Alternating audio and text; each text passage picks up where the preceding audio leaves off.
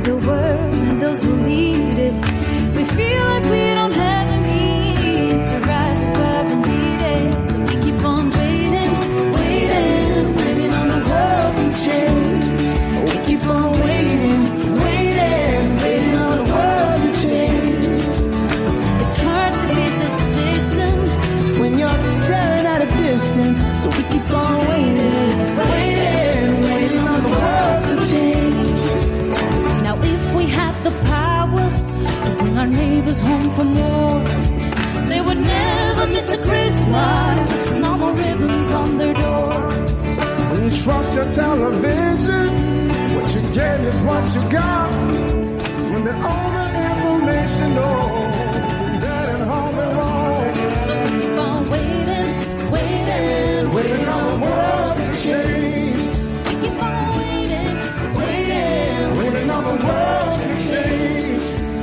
It's not that we don't care, we just know that the fight ain't fair. So we keep on waiting, waiting, Waiting on the world to change.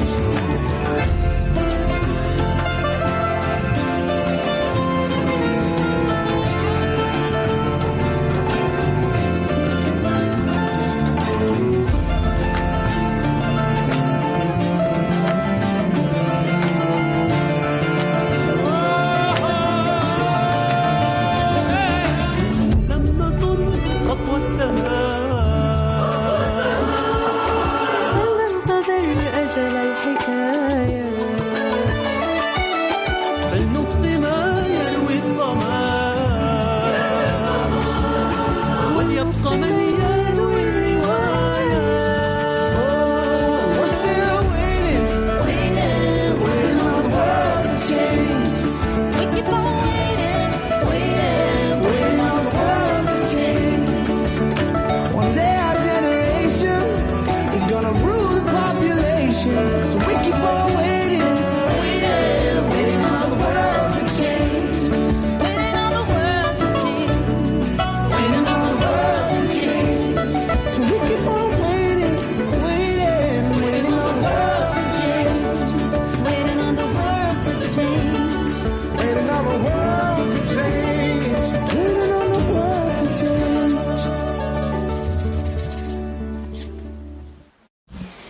Good morning. I'm June Wilson, and I am today's service representative, or service associate, excuse me. And Reverend Matt will be presenting our message on remotely from North Carolina this morning. Our opening words this morning are by Sharon Wiley. It is said that ministers are here to comfort the afflicted and the afflicted, to comfort the afflicted and the afflicted the comfortable. I say we are all afflicted and we are all comfortable. Obviously, I'm afflicted this morning. May our time together this morning be a comfort and a confrontation. May we here find peace in times of tumult. May we here invite tumult into our lives of peace. May we here find calm in times of restlessness. May we here allow restlessness to evolve into action. Let this be the place you consider what you've never considered. Let this be the place you imagine for yourself, something new and unthinkable. May this hour bring dreams of new ways of being in the world. Come, let us worship together. And so, I'd like to welcome you to our LCUUF Sunday service, and may you find here what you are seeking. Our announcements were on a slideshow before the service, and were also sent out on our weekly newsletter. If you are new and would like to receive that newsletter and other emails, please talk to a member of the welcome team, or you may write us at info@lcuuf.org. And now, a special welcome to our visitors. If you are visiting with us for the first time, or you've returned from a long absence and you're reconnecting with us, we invite you to say your name and tell us where you're from. If you're on Zoom, please introduce yourself in the chat box and it will be read aloud here in the fellowship. So let's start with people in the room. And now for any new members on Zoom, oh, excuse me. Okay, and this is going to be the sorrows first. Huh? Oh, sorry. There's supposed to be two of us this morning, and this morning you're going to be really sick of me before this is over, I promise. Okay, new people. Welcome. Hello, everybody. I'm Barbara Wright, and I'm reconnecting and hoping to come back on a very regular basis. I came with my friend Lorna, and I live at the penthouse, and we've got several members here that keep inviting me to come, and so I'm here. And I'll come back. Thank you. Go back. Oh,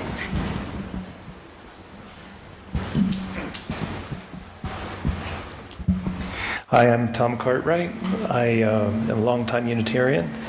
I have a place over the hill, and I live in Guadalajara as well. Thank you. Good, welcome.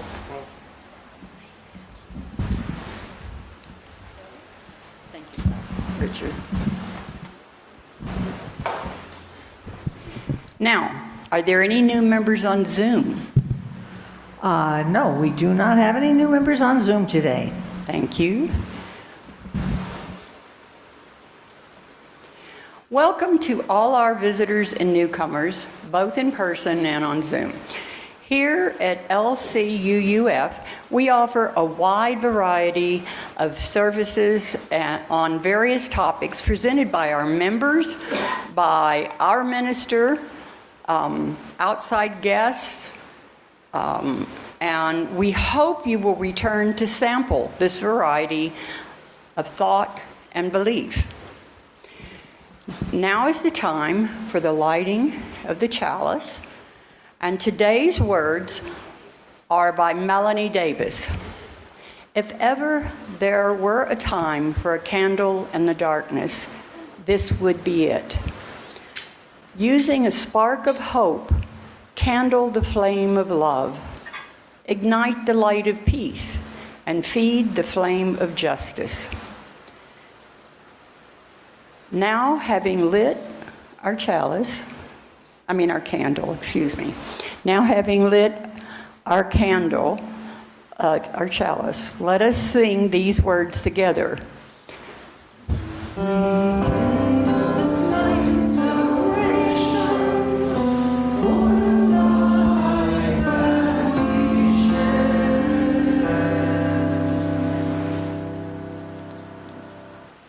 Each week, we take time to remind ourselves that we belong to a community which cares for each other. The sharing of joys and sorrows and milestones is one way that we practice holding one another in community. We speak briefly of what is in our hearts, sharing any significant joy or sorrow in our lives, because there is a power in sharing. We will start with the folks in the room to give those on Zoom, a chance to type joys or sorrows into the chat to be read out loud by Kate. And we will start with the sorrows. As each person speaks, we will use a stone for each of our shared sorrows, and we will light a candle for the shared joys. No candy, sorry. I should have brought some. First, let us voice our sorrows. Whatever you or the world may be holding that is in need of our healing and caring thoughts, are there any sorrows that people here in the room would like to share with us?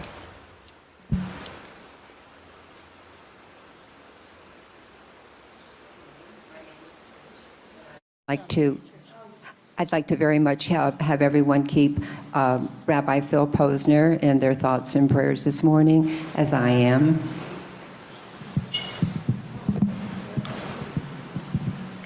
that was. No more sorrows?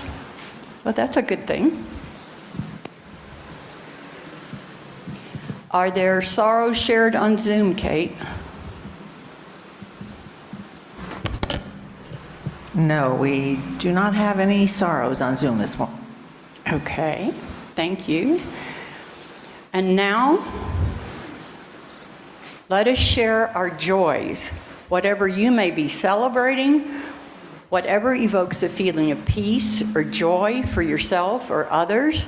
Are there any joys that people would like to share here in the room? We should have lots of these. Well, I'm ever the optimist. This week is my birthday, so I've scheduled myself my first hip replacement. Was completely unexpected, but at least it's because of sports, and it's because I'd had a good time getting that hip in the condition that it's at. So, and it's not a knee operation, right? So, and I was just up in the States sharing some birthdays, which I hadn't thought I could get up to do. So it's going to be good. Okay. Thank you.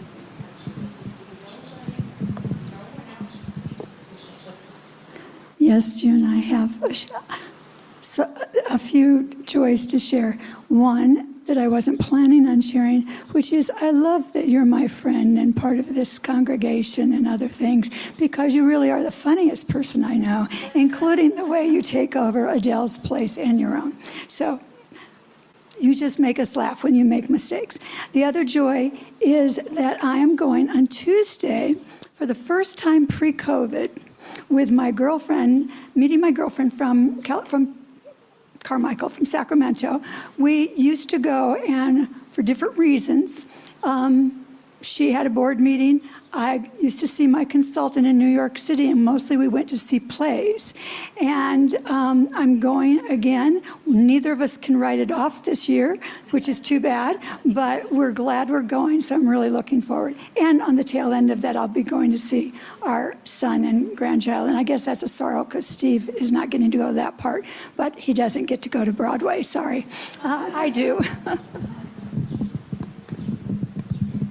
Well, I had the pleasure of celebrating Trish's birthday. Trish, wave your hand.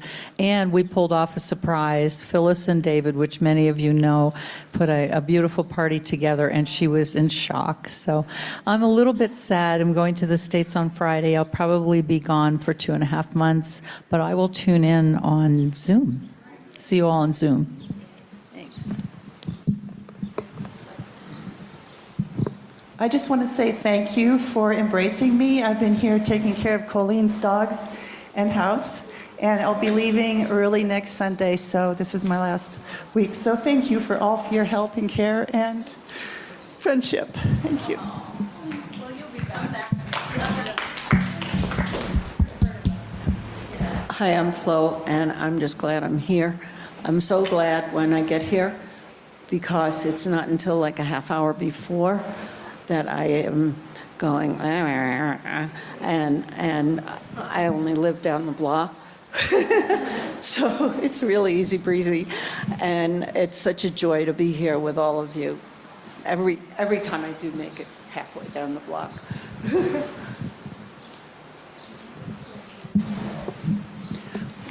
Hello, my name is Eddie. I was here about 3 weeks ago and told you that I had a grandson that was 16 years old who had a stroke.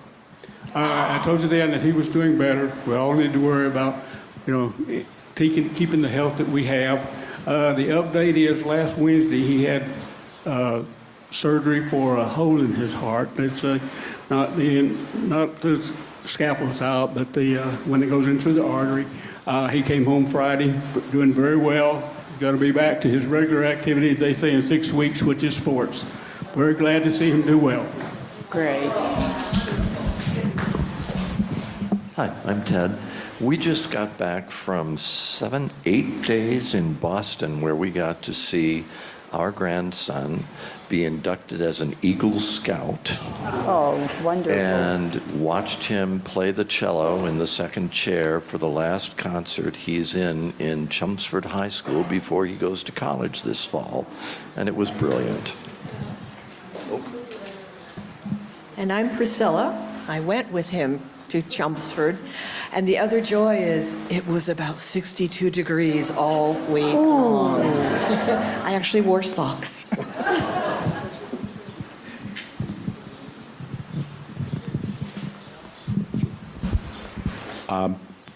Well, first and foremost, it's nice to be back in Ahihic after an absence of several weeks, and it's even better to be back with the loving and lovely Santa Teresa. And the other good news is I had a cancer scare and had a tumor removed from the small intestine. And turns out the tumor, it's very early stage, and basically it's asleep. And the scan said no other tumors in my body. So Great. the treatment program is no treatment, but to be vigilant and do a scan every year and a scope every 6 months. And I met with my cardiologist this past week, and he said, you're doing really well. You can stop 2 of your cardio medications. All right? Oh, wonderful. Okay, so that's everyone in the room. Thank you for sharing all that joy. And now, Kate, are there any joys on Zoom? Yes, we have quite a few joyful people on Zoom this morning. First one is from Colleen Beery. She says, my surgery for breast cancer on May 7th was successful in Austin, Texas. Very grateful for friends and family who are supporting me on this journey to a cure, especially my sister Natasha and my good friend Lynn L. They're with you today. Why am I getting feedback? Next one is from Devorah. I am finally in New Hampshire with my family after a 2-day trip due to Texas weather, and it is so green here. It is so good to be here with my kids, my grandson, and my New Hampshire friends. And another one from Mike Blanco. My son is the faculty marshal at his college graduation today, and my wife and I will be able to see him over Zoom. I will be leaving a little early today to see him. That's it for today. You? Okay. Okay, now we'll do the care candle. And this candle from the care team represents the joys and the sorrows that we hold in the secret sanctuary of our heart. We light this candle for all those unspoken joys and sorrows. Thank you. Let us share a moment of silence to hold in our hearts both the sorrows and the joys that have been shared this morning.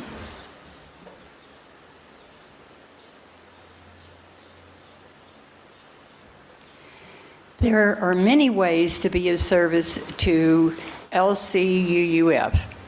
Our time, treasure, and talents. We are all necessary components of a healthy fellowship. Now is the time in our service when we ask you to share the gift of treasure through pledging and donations.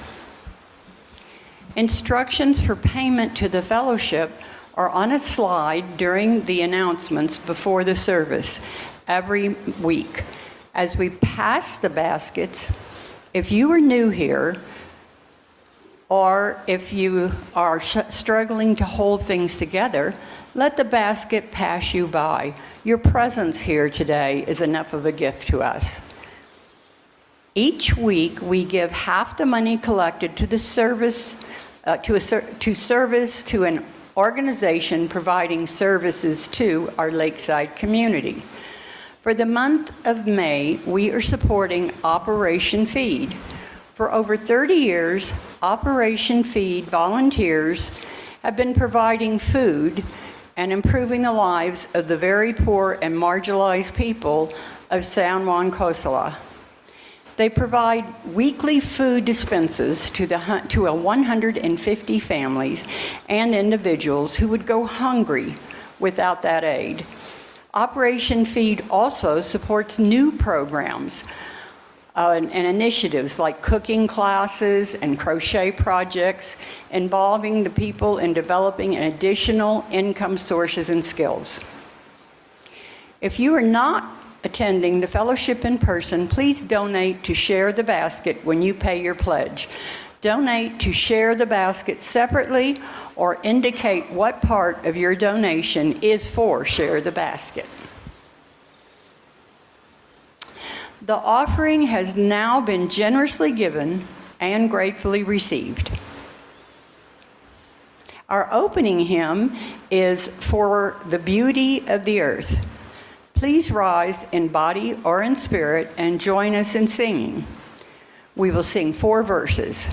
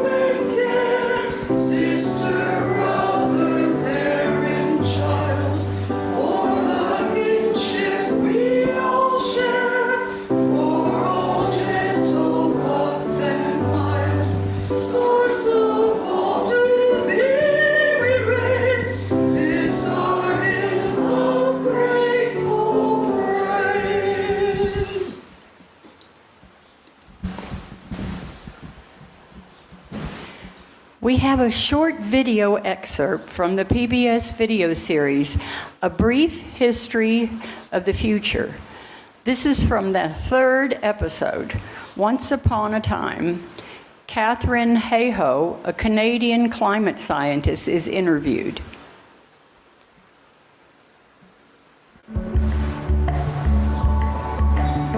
When it comes to the biggest stories of our time, the challenge we face is in finding ways to communicate that can cut through the differences that divide us. In a moment when these divides seem to only be growing, the role of storytelling is more important than ever.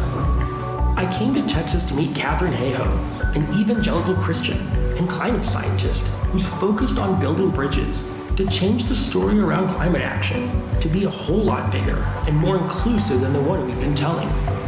According to Pew Research, the United States is more politically divided today than it's been since the Civil War. Our political ideology is often the #1 predictor of what we hold as our identity. And in this type of divisiveness, what we see is that people start to view others who vote differently than themselves as not even human, as enemies rather than fellow citizens. So how do we start bridging these divides that are tearing our country apart? Only if we start with what we have in common, not if we begin with what divides us. And storytelling is a huge part of that. So neuroscientists have found that when we tell a story, that people's brainwaves actually synchronize with each other, and we empathize much more strongly because we can see ourselves in that situation, in that story. Catherine spends a lot of her time these days speaking to people who don't traditionally see themselves as a part of the climate movement. For her, it's about telling a story that people can actually see themselves in. All of us, almost all of us I should say, have 2 big problems when it comes to climate change. We don't understand why it matters to me, here and now, and we don't know what we can do to fix it, or we think we do know and we don't want to do it. There's names for these two things. The first one's called psychological distance, and the second one is called solution aversion. You can't eat meat, you can't drive a truck, you can't travel, you can't have kids. Everybody has to sacrifice to fix climate change. And I'm like, well, if that's your only solution, we're never going to do it. We've been told that all climate solutions involve loss, sacrifice, suffering, something being taken away from us rather than gaining anything. And our human brains are wired to be more fearful of loss than we appreciate gain. And so we're working against the wiring of our brains. We need the best choice to also be the easiest choice and the most affordable choice, the default choice, the natural choice. And to make that happen, we need system change. I was in the studio recording the audio version of my book. So I went into the booth and I recorded the first few hours, and then I came out to take a break. And the sound engineer said, I didn't realize your book was about climate change. I have some questions. So I said, all right, here we go. So we sat down, but instead of him asking me questions, I started by asking him questions. How long have you lived here? Do you have family? Yes, kids and grandchildren. You know, what are the types of things you enjoy doing here? Pretty soon, he was telling me about how he grew up going to this lake to go fishing, how he wants to take his grandchildren there, but how the lake has been getting warmer and it's clogged with algae now, and there's not nearly as many fish, and there's so much development around it. I was listening to his experiences, not him listening to mine. And so when it got to the point where he had questions, at that point his questions were, well, but what are we supposed to do about this? Because the only solutions I've heard are these liberal solutions, and I'm not a liberal. So I got a chance to talk about how there are conservative and bipartisan solutions that people do agree on, and give him some resources where he could find out more about that. The story we're missing is that of a better future. Climate change stands between us and a better future. It's not just about avoiding the apocalypse. It's about implementing changes that will clean up our air and our water and give us a safer place to live, and ensure abundant food for all, and improve our health, and give us that safe world that we all want. If we don't visualize and imagine and tell ourselves stories of what we want that world to look like, how are we ever going to get there?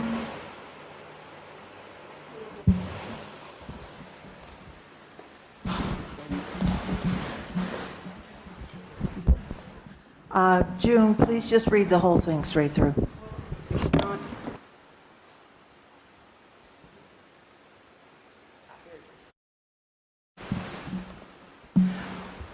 We will now have a reading called The Wisdom to Survive.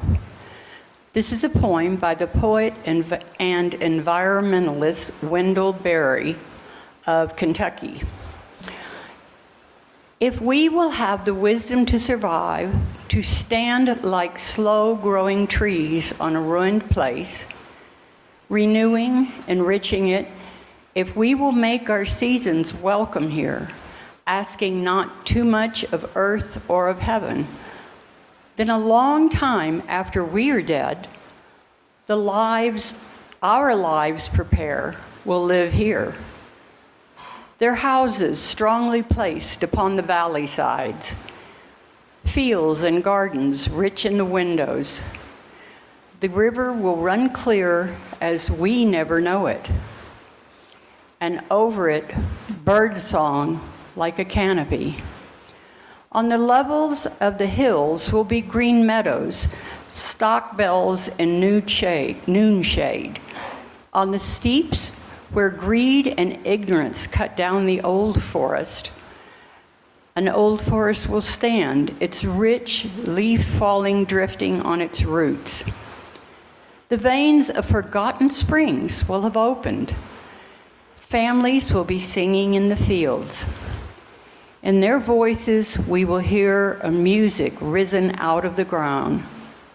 They will take nothing from the ground, they will not return, whatever the grief at parting. Memory native to this valley will spread over it like a grove, and memory will grow into legend. Legend into song, song into sacrament. The abundance of this place, the songs of its people and its birds will be healthy and wisdom and indwelling light. This is no paradisiacal dream. Its hardship is its possibility. And this is Matt doing a meditation.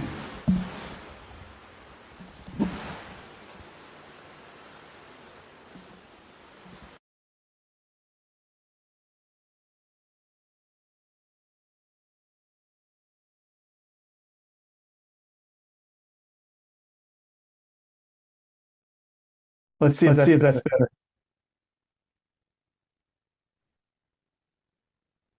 So I want to invite you to a time of meditation, a time to just bring your attention inward.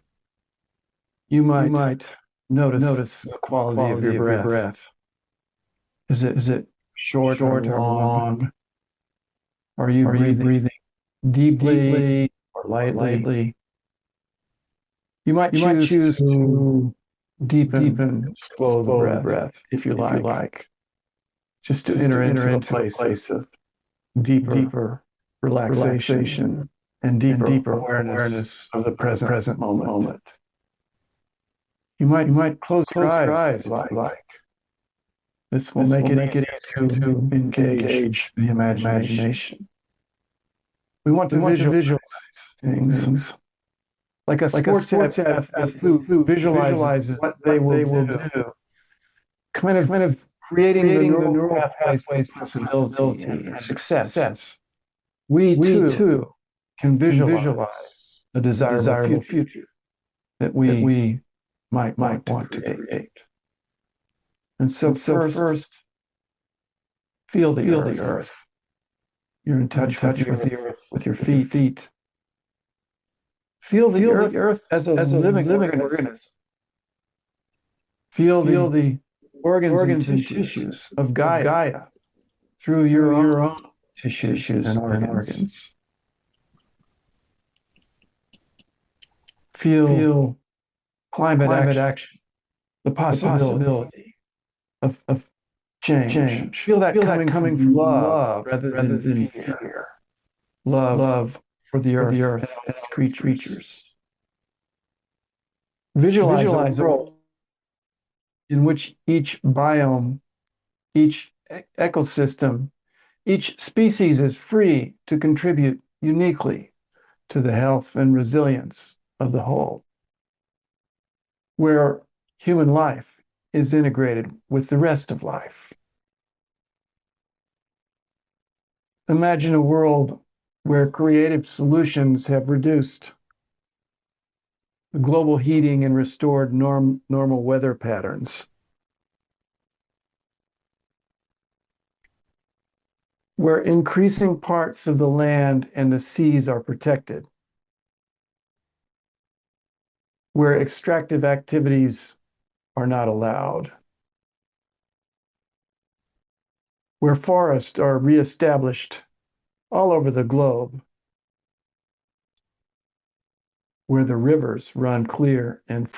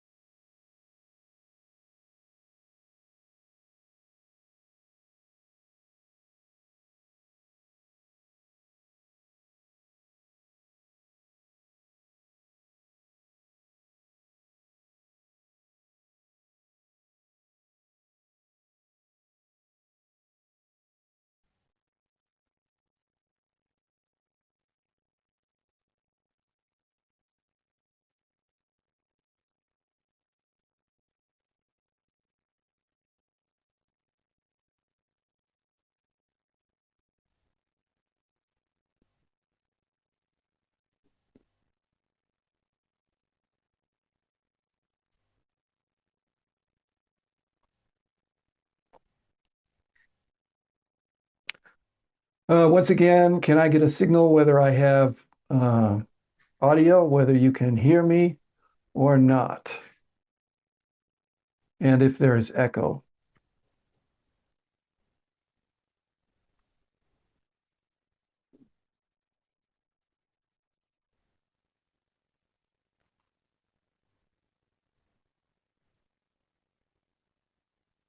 So hearing no commentary, no objections, I'm going to just start and we'll see if it gets through. So often when a minister or okay, so this is different. So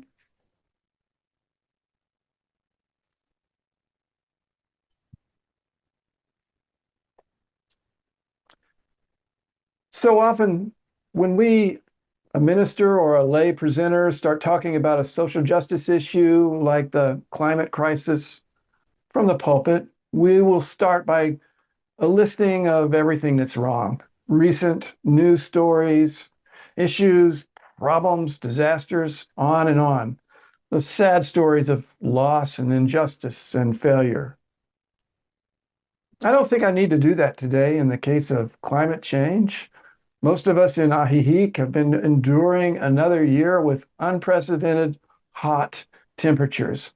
We hope the dry season will not overstay its welcome as it did last year. And some of you are probably even annoyed that I'm sitting here in a long sleeve shirt, sending this message by Zoom from a different locale, a somewhat cooler one.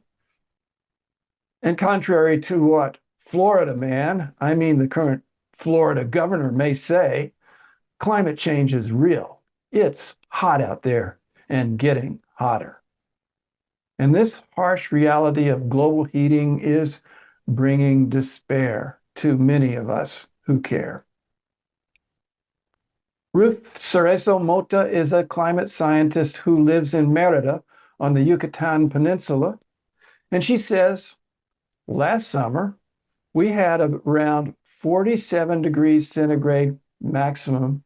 That's 117 Fahrenheit for the Americans. The worst part is that even at night, it's 38 degrees centigrade, 100 Fahrenheit, which is higher than your body temperature. It doesn't give a minute of the day for your body to recover. Earth, heal us. And yet so many of us are frustrated that the work towards addressing the climate crisis has been so very hard and taken so very long. In preparing this talk, I was looking back through my old sermons and I found that I was talking about climate change almost 15 years ago. The fact that we've made so little progress has led many of us into a state of despair. The fact that we are now seeing real, obvious harm to the planet, the fact that the effects of warming are no longer subtle, makes us fear for the kind of future, a kind of nagging existential anxiety over what might happen, not decades from now, but years or even months from now. One of the reasons I chose to use the PBS segment with the Canadian climate scientist Catherine Aho, it was that she is approaching the topic of climate change as a scientist, but also as a conservative evangelical Christian. That makes her a bit of an outlier.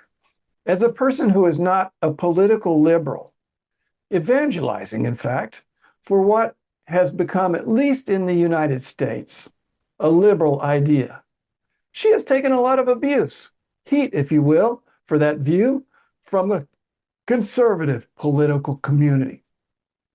But as a conservative, she is able to tap into why so many people have been reluctant to lean their shoulders into the efforts to address climate change. She points out that people fail to take climate change seriously for two big reasons. First, many folks don't see how it matters to them personally. This she calls psychological distance. Second, even if they see how it matters, they don't know what they can do to fix it, or they think that they know what to do and they just don't want to do it. This she names as solution aversion. She points out that too often the solutions offered by people most involved in addressing climate change are framed as having to give up so much to make significant and perhaps unpleasant changes in their ways of life, that the only option is about, in her words, loss, sacrifice, suffering, something being taken away from us. Little wonder this is unappealing. But she doesn't discount the stakes in this situation. She says, climate change stands between us and a better future. In a way, climate change is a bottleneck, something we have to get through to get to that better future. This caused me to reflect on the work of Joe Walston on biodiversity. I've spoken about him before. Walston is a conservationist and naturalist at the Wildlife Conservation Society, and he notes that as societies urbanize, they have the potential to become more friendly to the environment.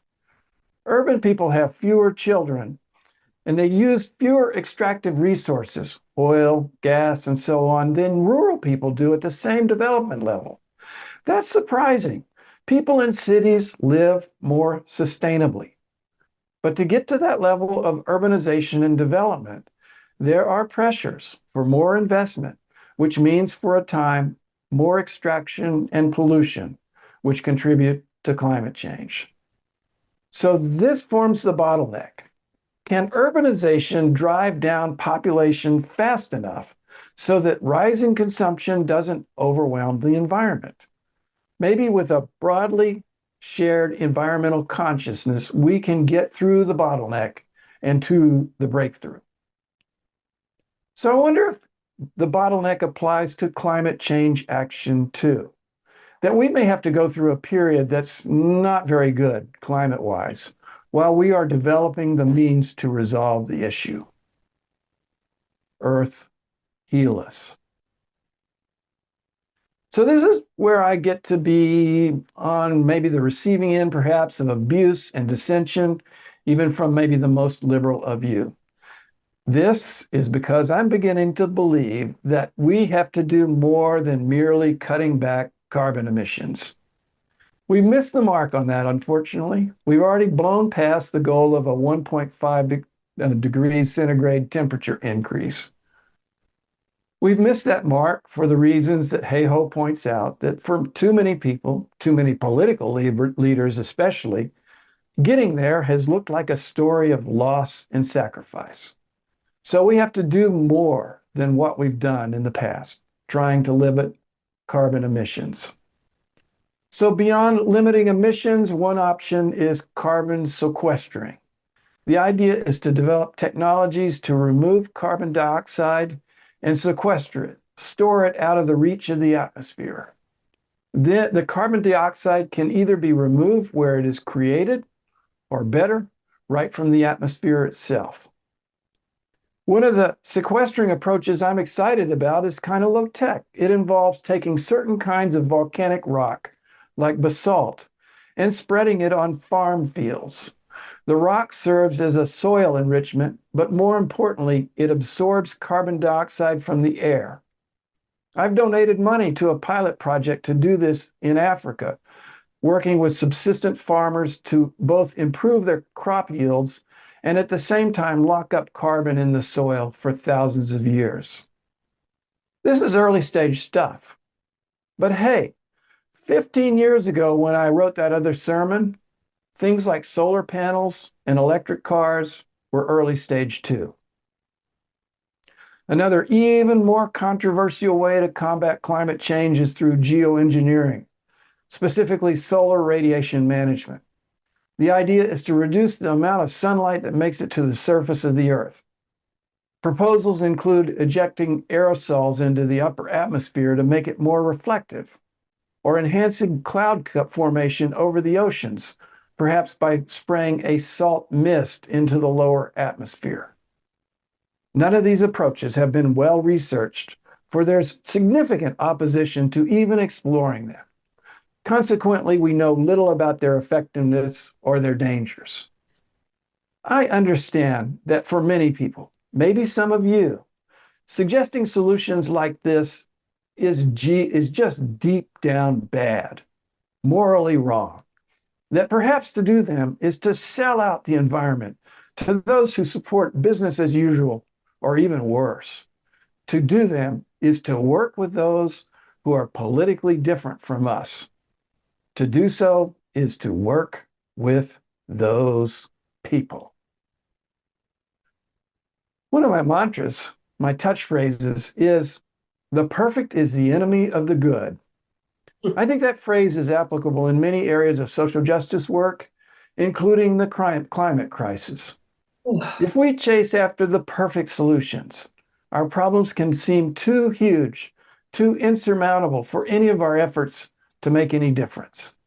It's easy to get frozen over trying to do the one right thing, or rather than to do any of the several just okay things.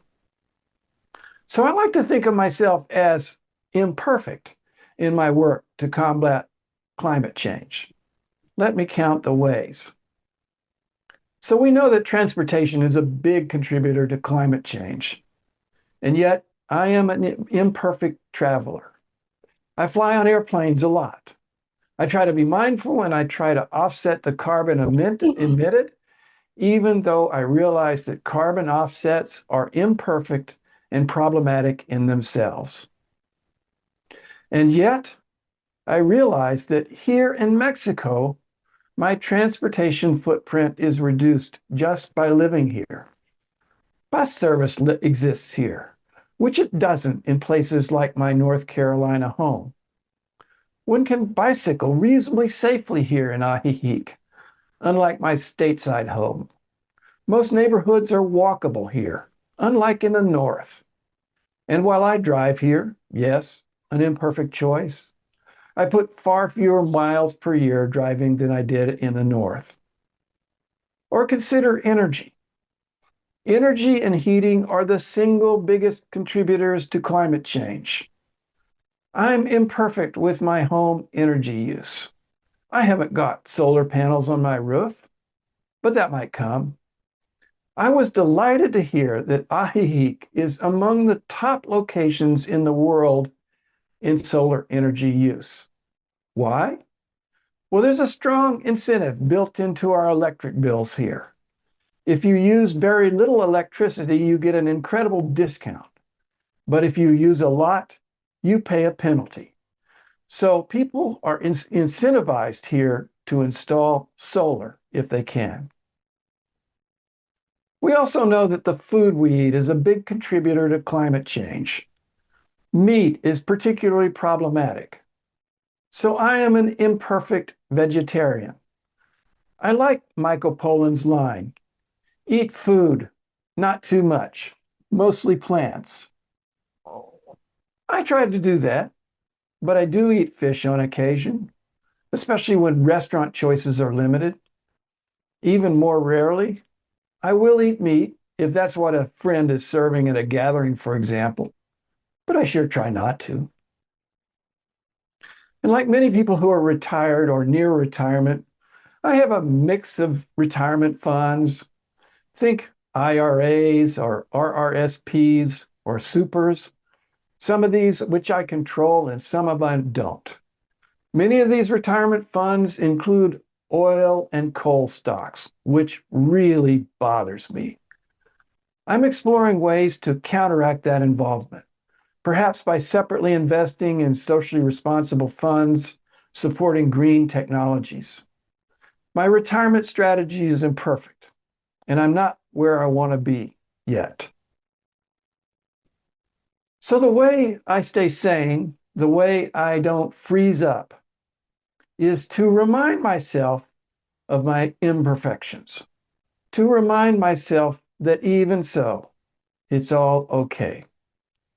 Maybe I have internalized what the great Zen monk Shunryu Suzuki said, everything is perfect, but there is a lot of room for improvement. I have space for a lot of improvement, and that's okay.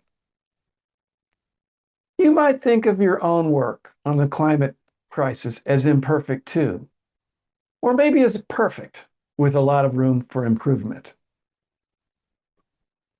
When I wrote that sermon about climate change almost 15 years ago, I had no idea that climate change would come on so quickly and be so dramatic, that we'd have year after year of record temperatures, floods, drought, Category 5 hurricanes, and so on.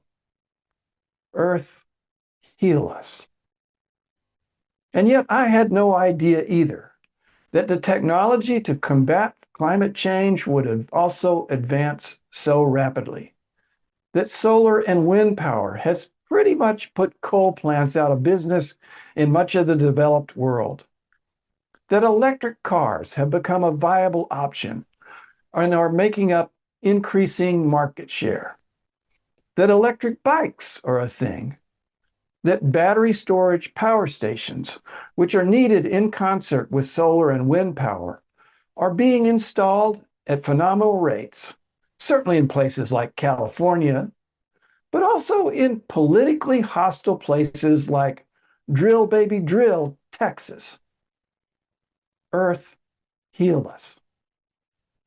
These technologies may be part of how we get through the bottleneck of climate change. These things give me hope that while living into a climate-friendly future does involve change, it doesn't have to be a sacrifice or a loss. I mean, look at it this way. Moving to Mexico was a change for me, for many of us. Life is different here. I don't consider that a sacrifice or a loss. In the same way, we may find the climate-friendly future will be a change, but not a sacrifice. That gives me hope. Earth, heal us. In that sermon years ago, I quoted David Orr, an environmentalist who had spoken at an environmental conference we held at that UU church the day before. He said, "Hope is not a noun, it is a verb. If you are an optimist, you don't know enough. But if you have hope, you will roll up your sleeves and get to work." It is hard work, that's true. To take Wendell Berry's line, its hardship is its possibility. And so we do the work. We get through the bottleneck. As we heal the earth will heal us. And when we come out into a more hopeful future, as Wendell Berry suggests, if we will make our seasons welcome here, asking not too much of earth or heaven, then a long time after we are dead, the lives our lives prepare will live here. And I hope that those lives that Barry mentioned will remember us for what we did and honor us and even be grateful. As Barry continues, memory native to this valley will spread over it like a grove, and memory will grow into legend, legend into song, song into sacrament. The abundance of this place, the songs of its people and its birds will be health and wisdom and indwelling light. This is no paradisal dream. Its hardship is its possibility. Earth, heal us. May it be so.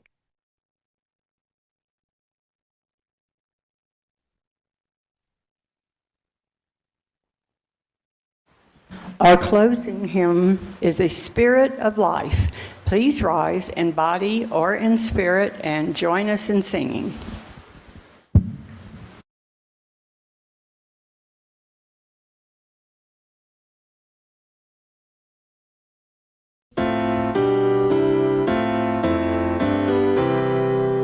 Blessed Spirit of my life, give me strength through stress and strife. Help me live with dignity. Let me know serenity. Fill me with a vision. Clear my mind of fear and confusion when my thoughts flow restlessly. Let peace find a home in me.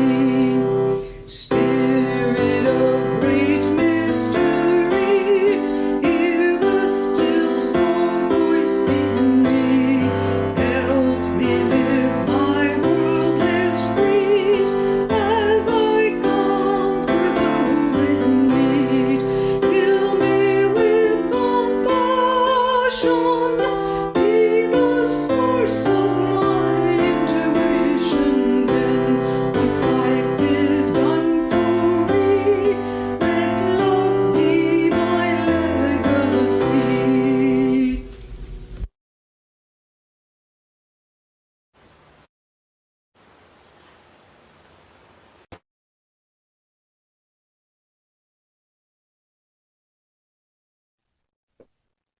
These words are from Albert Einstein, slightly adapted. A human being is a part of the whole called by us universe, a part limited in time and space. We experience ourselves, our thoughts and feelings, as something separated from the rest, a kind of optical delusion of our consciousness. This delusion is kind of a prison for us, restricting us to our personal desires and the affection of a few persons nearest to us. Our task must be to free ourselves from this prison by widening our circle of compassion to embrace all living creatures and the whole of nature in its beauty. Extinguish our chalice with these words which we read together. We extinguish this flame, but not the light of truth, the warmth of community, or the fire of commitment.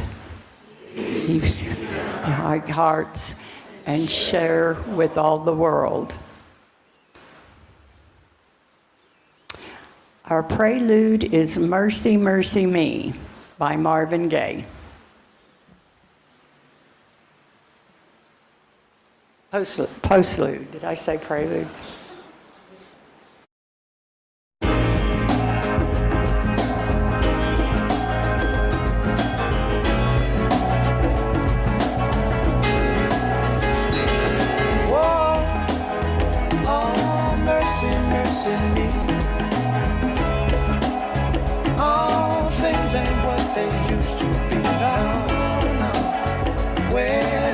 The blue skies go. Poison is the wind that blows from the north and south and east. Oh, mercy, mercy me. All things ain't what they used to be. No. Oil wasted on the oceans and upon our seas, fish full of mercury. Mercy, mercy me. All things ain't what they used to be. Radiation underground and in the sky. Animals and birds who live nearby us now. Oh, mercy, mercy me. All things ain't what they used to be. What about this overcrowded land? How much much more with you from me. Can't you stand that?